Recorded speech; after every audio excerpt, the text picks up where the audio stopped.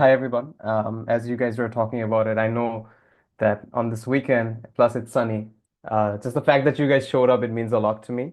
And I'm looking forward to having a conversation, listening to you people, and just gonna give my best to make sure that the next few minutes of your time goes on in an interesting way. So just to give you already, Laura was super nice to introduce me.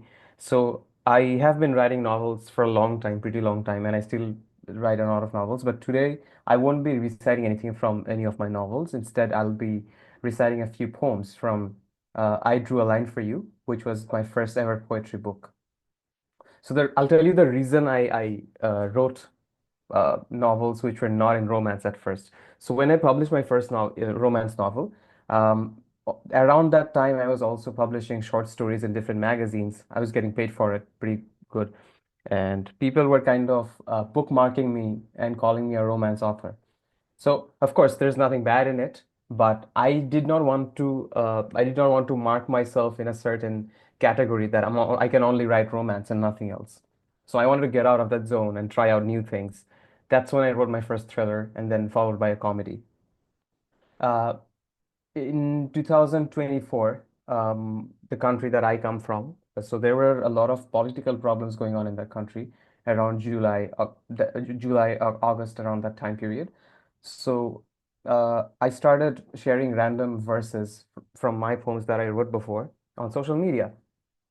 And some of the verses, they got shared so widely on both Facebook, Instagram, a little bit of it on TikTok, that people were saying, why don't you have your own poetry book?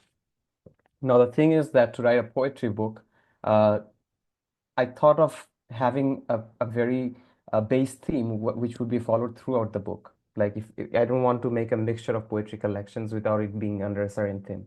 So I kind of mixed fiction and poetry, meaning that with a fictional character, I tried blending in my thoughts. I was just attending this panel. It was by Sari Central Libraries. So I was attending this panel. It was back in October, I think, and I was talking to a few other authors, and they said something which I believe is one of the core philosophies that every author should be following when they're writing poems, and that is that with poetry you can never be dishonest. It just comes straight out from your heart. You can never be dishonest even if you want to. So eventually a part of you will always be there. So just to give you a little bit of idea about what my poetry book is, it's called I Drew a Line for You. Uh, I'm really grateful to my readers, my very small audience of readers who actually made it a milestone, because it ended up being the eighth best-selling poetry book, English poetry book in Bangladesh. Uh, so the story is actually about this guy. He's a scientist, and it follows a journey divided into five different parts, where every part focuses on a different phase of his life. So it's about this girl that he fell in love with, and they end up getting married, and then they get separated for that. So I'll just give you a short. I'll start with a short prologue that I wrote at the beginning of the book, and feel free to interrupt me at any point if you have questions. If you want to ask me something in specific, I really wouldn't mind. You can literally interrupt me whenever you want to. All right. So if you ever find yourself near the Dhaka Institute of Theoretical and Applied Sciences, stop by my office. You don't need directions, no need to ask for Saad Akbar at the front desk. Just walk in. You'll find me in my usual spot, surrounded by equations that try to make sense of a universe too vast for words. After spending years studying particles, all the theories and formulas fell short the day I met you. I realized quantum entanglement was more than just particles, about people, about us, distance, time, none of it mattered anymore. It wasn't the equations that made sense of it, but the way you looked at me, the way you changed my world. We were drawn together, like some cosmic inevitability. You are my line. You are the line I'd draw over and over. Maybe that's why what that Coldplay song was trying to say, that for you, I'd bleed myself dry. You are my star, the one who made the world brighter and warmer. I finally understood why some connections are more than just chances. They're written in the very particles of who we are. And I know you won't come back, but if you ever did, you'd find me there, not in the equations or the theories, but in the spaces between, waiting for me. And I don't know if any of you wondered why I named it I Drew a Line for You. Is it a reference from a Coldplay song? It is. It is from the song Yellow. Um, and there's a completely different story behind it. So since the entire book is centered around the life of a scientist who falls in love, and Yellow is a very beautiful song. It has no toxic elements. When you listen to it, you get all the good vibes only. So here, I Drew a Line for You is referring to that Coldplay song's sentence. However, the context is completely different. The context is how he drew a line where on his side, he took that person in as if she was forever a part of his life. And slowly the line started fading. So that's the very basic, simple thought behind which the entire book was centered around. So I'll just share with I'll start reciting the first part. And the first part is very basic poetry. They don't necessarily have any conversations about the girl. It's just about the protagonist's life. I always found it hard to express when loved ones let me down, not out of fear, but for what might shatter if I spoke. So I held in the weight inside my chest. The silence always seemed easier, a small sacrifice to keep things all right. What if confrontation ruins it? Or would it mean I would never again complain? If disappointment knocked again? So I chose to save the silence, thinking it was worth more than the truth. But now I think, is it really worth saving at all? Uh, so this one's called Shut Up. It actually talks about uh, how the protagonist prefers not opening up and sharing his feelings even when he should. Now I'm going to recite another one. It's called Hide. Even now, when breakdowns hit me at work, I have the urge to leave it all behind, to run back home and hide. I imagine myself locked inside my cozy room, a spoiled brat, shutting out the rest of the world. Even now, the thought of my parents shielding me from the outside world I don't know calms me down, as if they still hold the power to protect me from all that life has yet to throw. This one's called The Star. The afternoon playtime memories are still golden. Careful not to wake my mom up from her nap. I tiptoe and escape. The balls were always taped, and I was always in the game because I had the bat. I used to look up the balconies while people watched us play. I wasn't just a kid anymore. I was a famous cricketer, with the weight of a nation on my shoulders, the pressure to hit a six, commentaries playing in my head as the ball traveled far. There was no one to tell me, you are not a star. I don't know if you guys are familiar with cricket. It's a very famous sport. Yeah, there are a lot of cricket players in Canada. Canada has its own national cricket team, which played in the last World Cup, if I'm correct. So yeah, this one has a significant resemblance to cricket. There's a thin line between apologies and apologies from the heart. Some will say sorry after a push or out of courtesy, checking it off like a task completed. But those who truly mean it, even after forgiveness, in their eyes, you'll notice that they still carry a quiet guilt, even when you've assured them that it's all good. That's how you know the apology came from a deeper place, from the heart. This one's called an apology. And I personally believe in this philosophy that when someone's really truly sorry for something that they did, no matter how big or small, no matter how many times they apologize to you and they understand they're very regretful, you'll still see a little bit of guilt in their eyes. I mean, over time it eventually disappears, probably, but you'd still understand that it does remind them they never forgot what they did. So let's say someone did the tiniest mistake and they are saying sorry for that. So because of that tiny mistake, when they're apologizing and if it's coming from the heart, you'll still like the guilt has to be a constant in that context. On any given day, I would rather face the bullies and let them beat me up than sit in the doctor's chair just to get an unannounced injection. Even now, it's the betrayals from the closest that hurt me the most. The pain of the expected is nothing compared to the sting of disappointment from those I thought I could trust. This one's called Sting.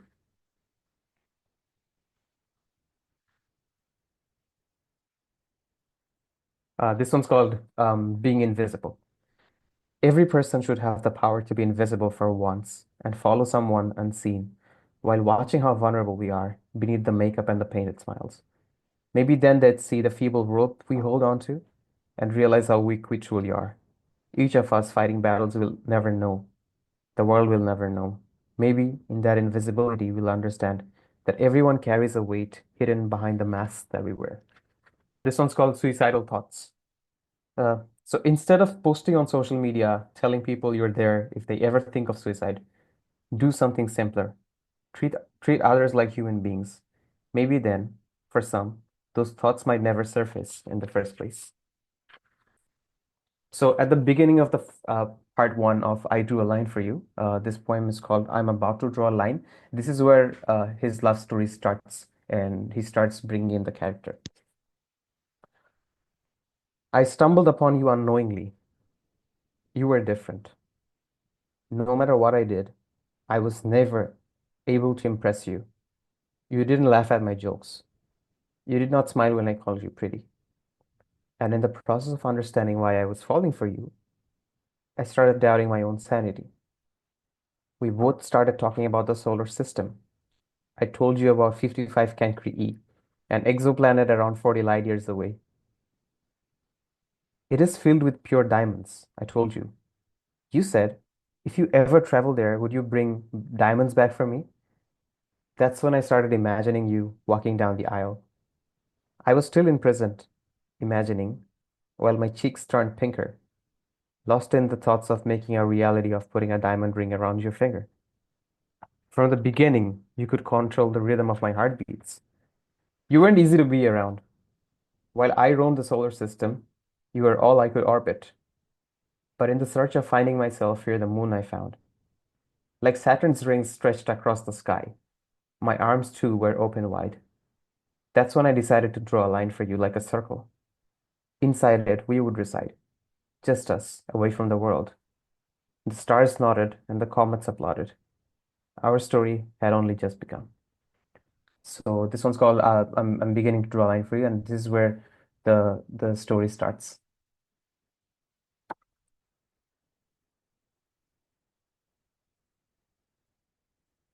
This poem is called Stay. It was during the pandemic. We watched our first film together. The world around us slept in silence. No popcorn, no drinks, just a horror film. You know how I am. Ghosts never scared me. As the credits rolled and the screen faded to black, you whispered, asking me to stay on the call. Not to protect you from the monster inside in your closet, but because of my presence, despite the distance. Promised you solace. Finally, you slept. You dreamt of a world with no ghosts. Meanwhile, I, in that quiet night, dreamt only of you. This one's called The First Time. As a kid, Mischief was my middle name. Back then, recordings were made on audio cassettes manually. For me, my favorite song was recorded back to back, 10 times. While those around me grew tired of listening to it, I found peace. Years down the line, I wish on that rain-kissed night when you confessed your love, I could capture the whole. Not just words, but all. The comforting scent of my room's candles burning slow. To replay that one instance over and over. While I pretend every single time it's the first time I heard a feeling anew. The resonance of you saying that I love you.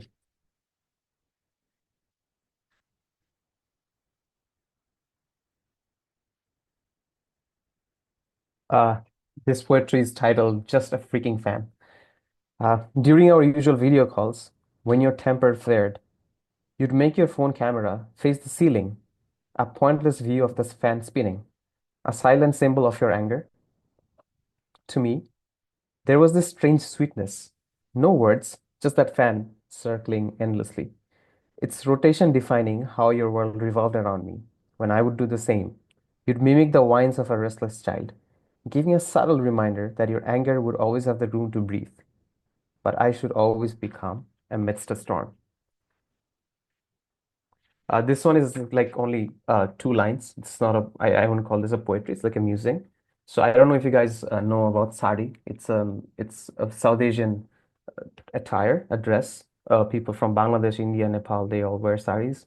So uh, this one's called Sari, and it's just two lines. The first time I saw you in that sari, thank God we were at a birthday party, because keeping my hands to myself was a battle I wasn't sure I could win. This one's called Click Click. You've always been so concerned with getting the pictures just right, but my eyes only meet the camera for 2 seconds before they go back to staring at you.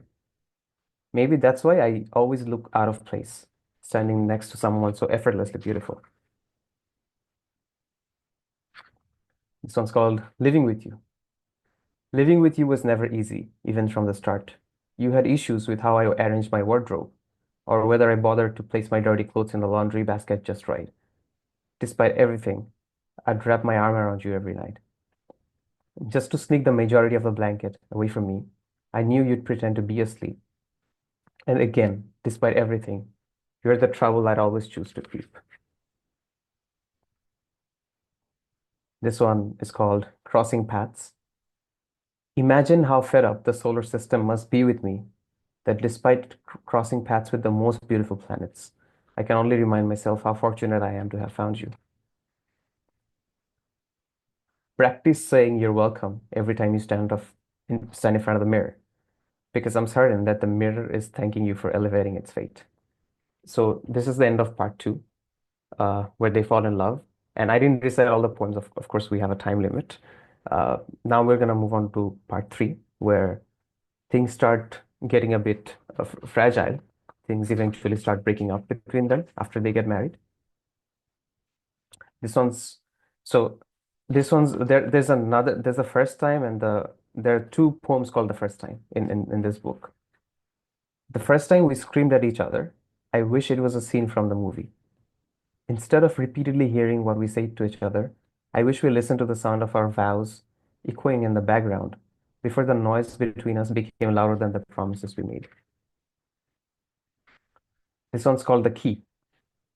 You were the only thief I trusted with the key to the vault, where I stored all my insecurities. But instead of taking anything, you opened it just to fill it with more.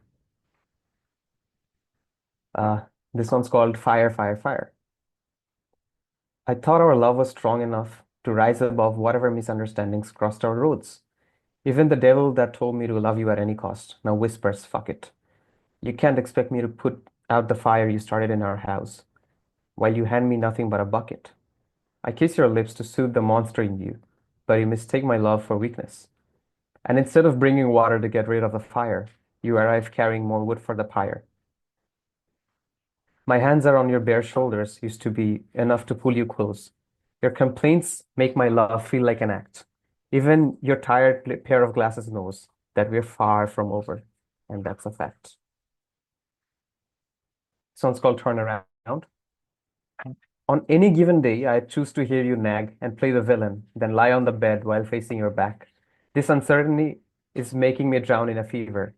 Turn around, fight me. Know you can't sleep because I can't either. Uh, these two lines, it's called The Biggest Mistake. The biggest mistake we both made is telling other people about each other's flaws. Even when a distant planet collapses, the rest of the solar system never remains aware of it. This is the last poem I'll recite from part three. Still, no, I'll recite two more. This one's called One Last Time. I can feel our story slowly coming to an end. Our parents once tried their best to mend the shards of broken glass, but now they tell us to stay away until they sweep up the remaining dust. The only way back is if we take off our shoes, but we will both bleed. Are you willing to let the glass cut through your skin? For one last time, can we both bleed? This one's called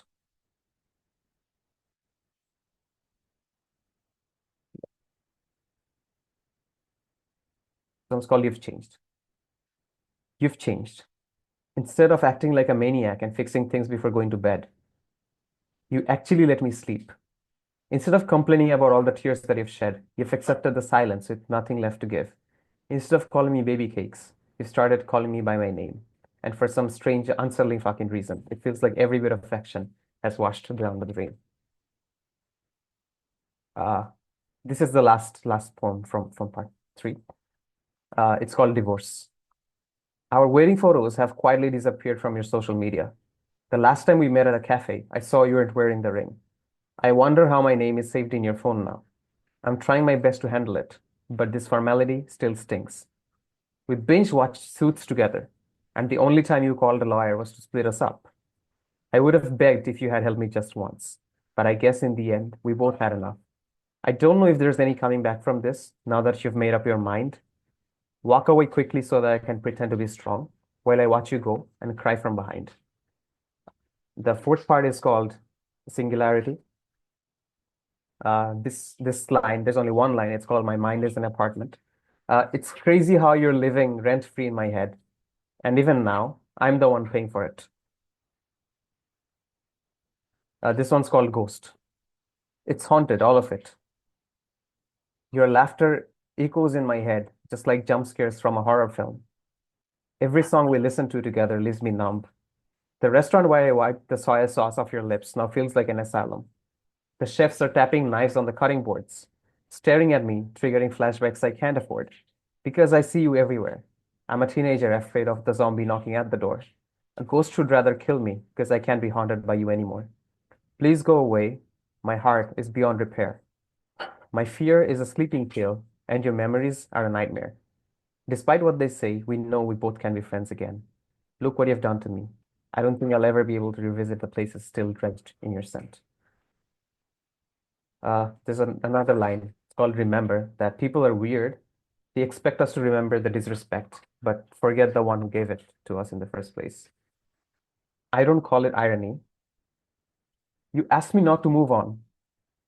You asked me to move on, and now here you are tying the knot. I don't call it irony. I call it strength. Maybe someday I'll find a little of that for myself. I'll share one line. It's a very funny line, and I knew that people would laugh. It was just meant because in the middle of all the heartbroken poems, I just wanted to cheer people up a little bit. So this one's called Therapist. It's like only one line. That I'm so tired of the therapist telling me to just breathe. How the fuck do you think I've stayed alive this long? This one's called Jealous. I'm jealous of you. I wish I had the ability to never realize my mistakes. Maybe then I'd find the strength you have, the strength to move on without looking back. Maybe we can change the iconic line to self-love is blind. This one's called My Rights.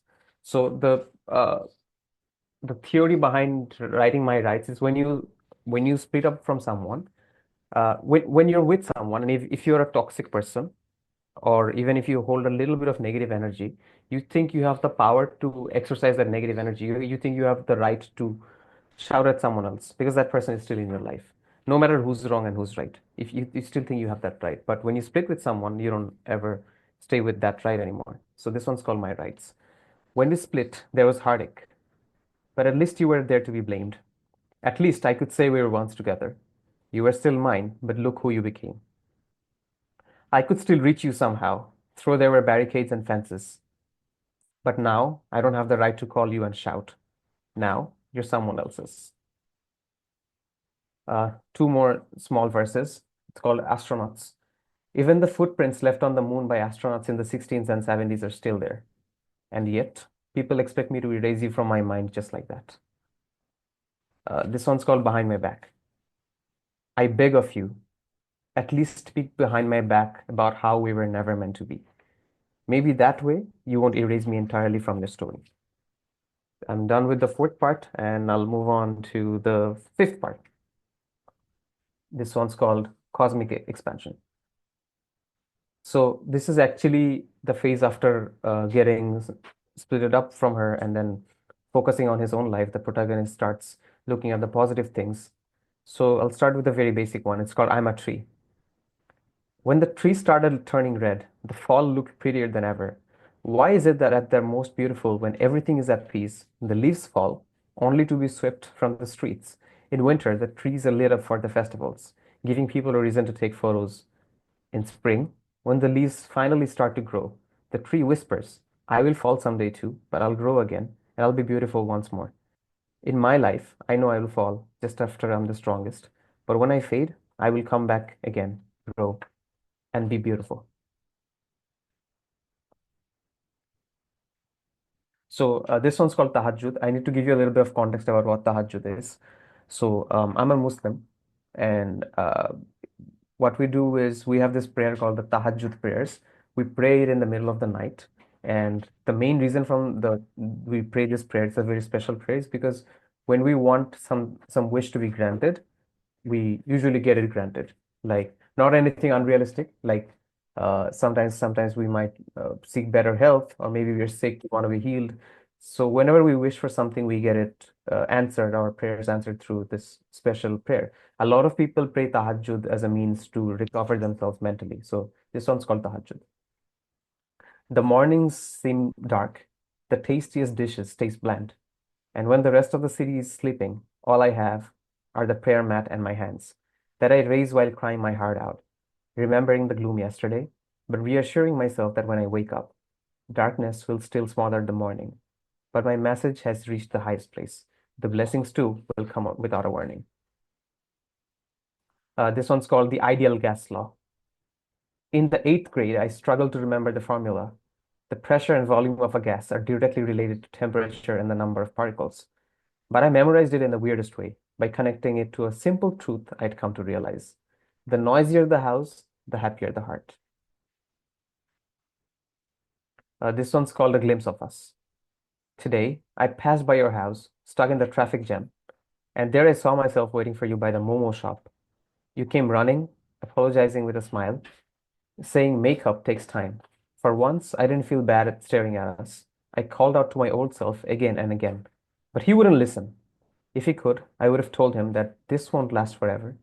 Make the most of it so that when you see your past like I do now, you'll realize how lucky you were just to be in love. When I say Momo shop, Momo refers to it's the Nepali version of dumplings. This one's called ice cream.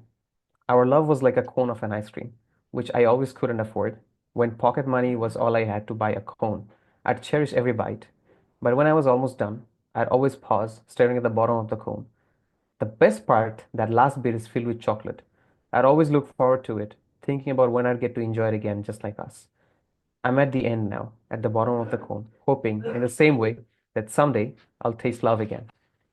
This one's called letting go. After a hectic day at work and twisting her ankle, my friend broke down, crying over the trauma she carried. After wiping her tears, she smiled, remembering the small discovery I made at the research center. She was more excited about that space meteor than I could ever be, more excited than the stars themselves. Next time someone tells me they were too busy to stay in touch, I'll stop having expectations as such.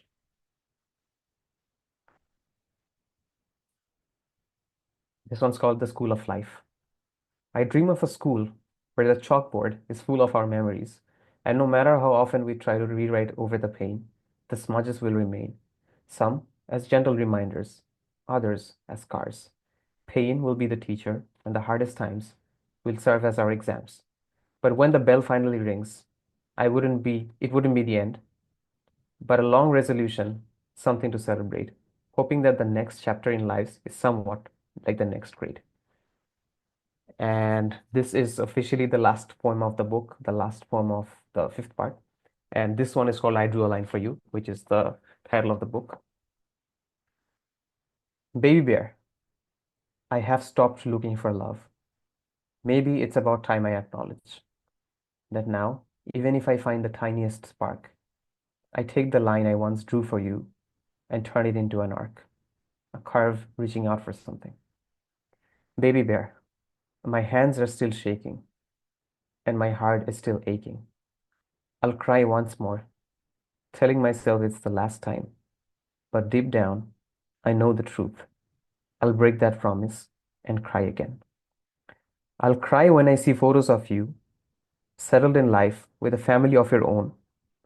While I'll be all alone, knowing that despite all the disrespect, part of me is still under your spell. I know you're long gone, but that part within refuses to say farewell. I'll cry when I run into you randomly someday, maybe at a bakery, when I see you holding the tiny hand of your baby. It sounds super fucking cliche, but I'll be happy. But I will accept it that I was never meant to be a part of the world you have now. which we dreamt of since the start. I'll cry when I'm convinced that I'm over you, and out of the blue, one morning I'd wake up after seeing a dream. I'll call it a nightmare at first, only because it ended, whereas all the time I pretended that I was over you. I'll cry one more time in the middle of uncovering some random truth in physics, while I look up at the stars, humming. Look at the stars. Look how they shine for you. When I do, my heart will be hollow. But love, everything you did for me will forever be yellow.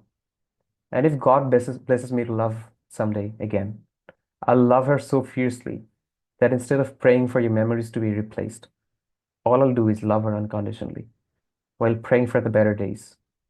But no, I won't do it hoping to make you jealous.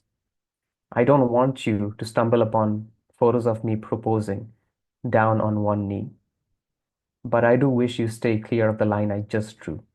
Love, forever and always, I'm finally setting you free. So that's all from my end, and we're done to the end of the book.